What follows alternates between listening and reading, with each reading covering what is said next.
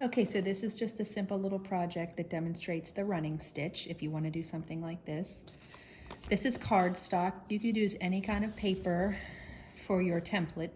I used the cardstock because it's a little bit harder of a paper, so I just made a heart. Actually folded my paper in half, traced the heart, cut it out, and then when you open it up, it's symmetrical. And then Ava and I did this. She's 9, so you cut out 2 hearts.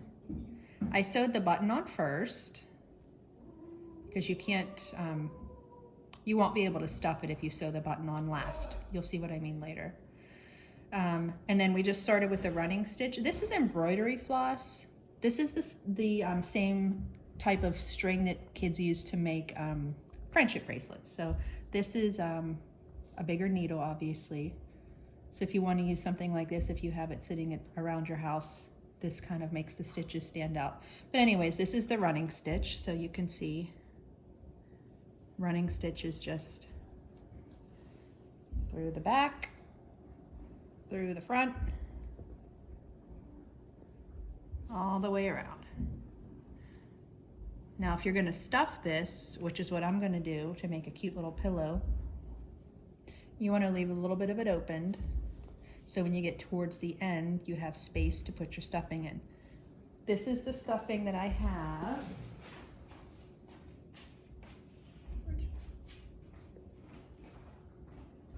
Purchased, but if you don't have this, you could use cotton balls, you could use newspaper, old magazines, anything to fill this. So, running stitch. And this is not a stitch that you need to do really close together for this particular craft. This is felt, by the way. I bought some at Walmart on one of my last trips out. But you could use anything that you have sitting around, an old dish towel, an old washcloth, an old t-shirt. That would be upcycling. So I'm coming to the end right here where I need to stop. So I'm going to do my last stitch through and then through the back. And to tie this part off, just flip it over. The back doesn't have to look perfect. Ava accidentally messed this up here, but that's okay. So to knot it off, you just make a really tiny, you can see that I went through the back of the fabric, and then take it around 1, 2, 3 times should be good, and that'll knot it for you. Pull it through. Oops, this seems to want to stick.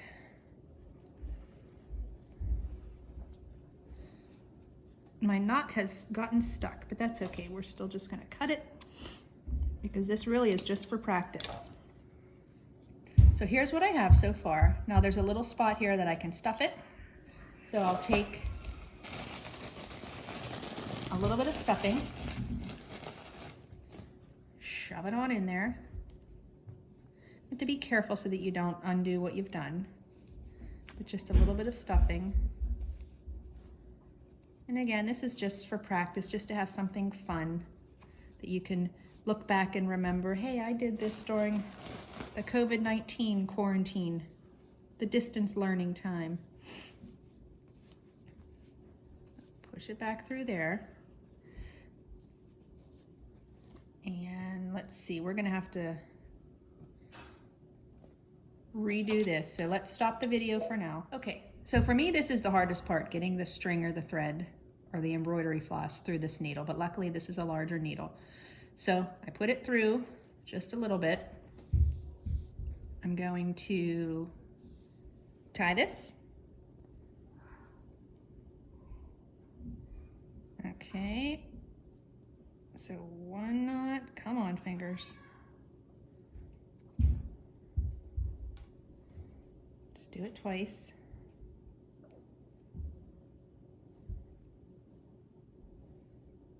Okay, and probably about,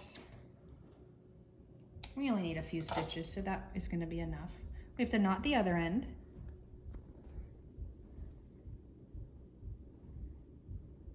One,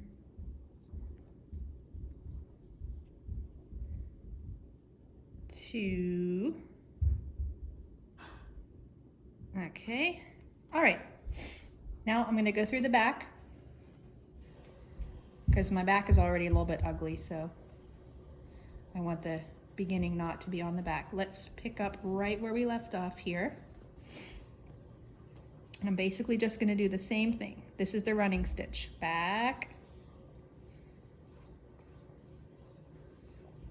and back through the front.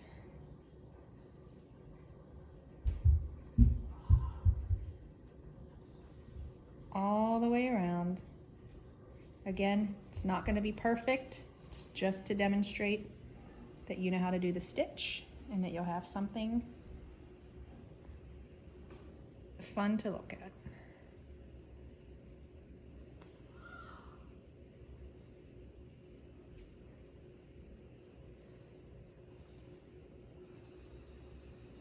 This gets harder as the stuffing is in here. It's harder to get the pieces lined up, but you can do it.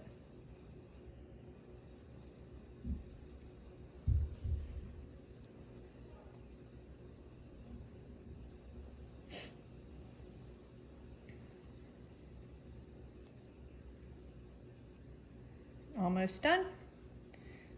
One there. One back over here.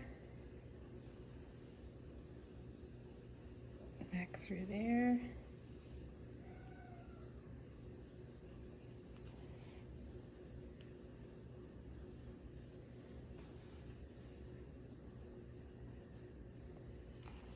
Okay. Maybe one or two more stitches. We'll do back through there. Last stitch through there. Now we're at the back end, and then we're just going to tie it off again. So go through the back, put it around. Let's try it 2 times around this time. Maybe the knot will come through a little bit more easily. Okay, so I've looped it around my needle twice. There we go. Okay. Cut it off. Voila. And you can go back through and trim off anything excess, like this for instance. And there you go. Thanks, guys.